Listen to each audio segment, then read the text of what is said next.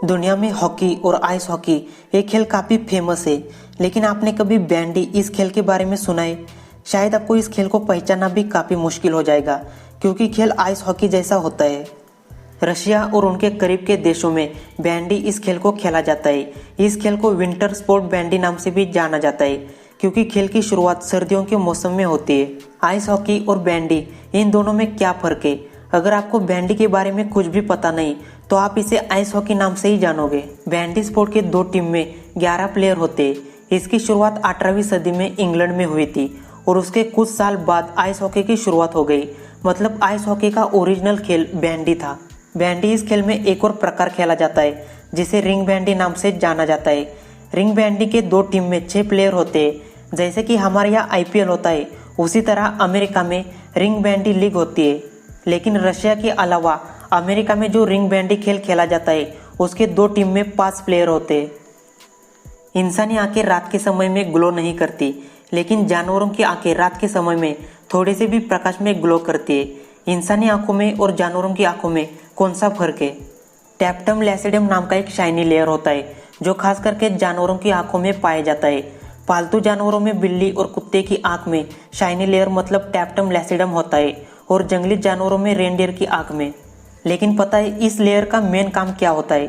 Shiny layer retina के ठीक पीछे होता है और रात के समय में थोड़ी सी भी प्रकाश में ग्लो करने लगती है। अगर ये लेयर इंसानी आंखों में होती तो हम रात के समय में भी 20% देख सकते। इस बात का मैं एक उदाहरण दे सकता हूँ। अगर आप किसी बिल्ली की आंखों में रात के समय फ्लैश मारते हो तो क्या होता है? उनकी आंखें ग्लो करने लगती है। और अगर किसी इंसानी आंखों पर फ्लैश मारी तो उसे सामने का कुछ भी दिखाई नहीं देता जब तक वो फ्लैश उसकी आंखों पर है। इंसानी आंखों में टैप्टम लैसिडम लेयर क्यों नहीं होती ये मैं भी नहीं बता सकता, लेकिन एक बात अजीब है। कई बार रात के समय में फोटो लेते समय आंखें लाल दिखाई देती है। ये कैसे संभव है? रियलिटी में वो एक ब्लड वेसल होती है जो कैमरे की फ्लैश की वजह से लाल कलर में ग्लो करती है। लेकिन आजकल के बहुत सारे कैमरे में रेड आई रिडक्शन का फीचर दिया गया है, लेकिन वो कैसे काम करता है? रात के समय में फोटो लेते समय मोबाइल की फ्लैश 2 बार ब्लिंकिंग करती है। उसकी वजह से आंखों में जो ब्लड वेसल होती है वो थोड़ी कम हो जाती है और फोटो में आंखें लाल नहीं दिखती। आज की कंप्यूटर मैपिंग टेक्नोलॉजी या ऐतिहासिक चीज़ों का स्टडी करके हम उस समय की कंडीशन का अंदाज़ा लगा सकते हैं जब हम इंसान इस दुनिया में नहीं थे। आज इटली का कैपिटल रोम शहर है और इस शहर को कालगणना शुरू होने से 753 साल पहले बनाया था। मैंने कहा कि रोबोटिक टेक्नोलॉजी से हम सही तारीख का भी पता लगा सकते हैं, तो मैं आपको ठीक से बताता हूँ। इटली के रोम शहर को रेमुलस और रेमस इन 2 भाइयों ने बनाया था। कालगणना शुरू होने से 753 साल पहले 25 अप्रैल को इस शहर को बसाया था। आप बोलोगे मैंने सही तारीख कैसे बताई? तो ये कंप्यूटर का कमाल है।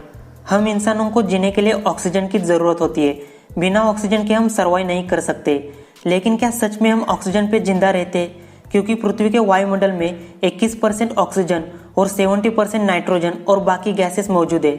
ऑक्सीजन और नाइट्रोजन इंसानी जिंदगी के लिए हानिकारक नहीं है।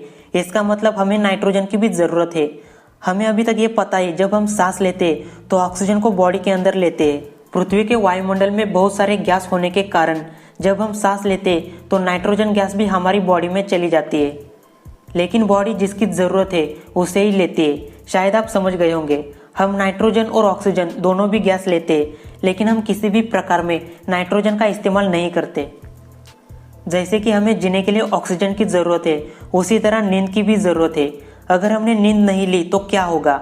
इतिहास में एक रिकॉर्ड किया था नींद के बिना 264 घंटे एक्टिव रहने का, लेकिन आज तक एक बात साबित नहीं हुई हम नींद के बिना कितने दिन तक जिंदा रह सकते हैं, क्योंकि इस प्रकार का एक्सपेरिमेंट किसी इंसान के ऊपर नहीं किया। हम बिना सोए 3 या 4 दिन निकाले तो हम मतिभ्रम करना शुरू करेंगे। लेकिन इस दुनिया में बहुत सारे जानवर हैं जिन्हें नींद की ज़रूरत नहीं है। आपने बुल फ्रॉग के बारे में सुना होगा। ये मेंढक मरते दम तक कभी नहीं सोता। और एक्वाटिक लाइफ की बात की जाए तो डॉल्फिन मछली कभी नहीं सोती। लेकिन मछलियों के बारे में एक सवाल हमेशा सामने आता है, क्या सभी मछली नींद लेती है या नहीं? लेकिन एक बात सच है, मछलियाँ आराम करती है। एक रिसर्च से पता चला खतरे के समय में मछली हमेशा सतर्क रहती है। कुछ मछलियाँ खुद को कीचड़ में सुरक्षित जगह पर ले जाती है।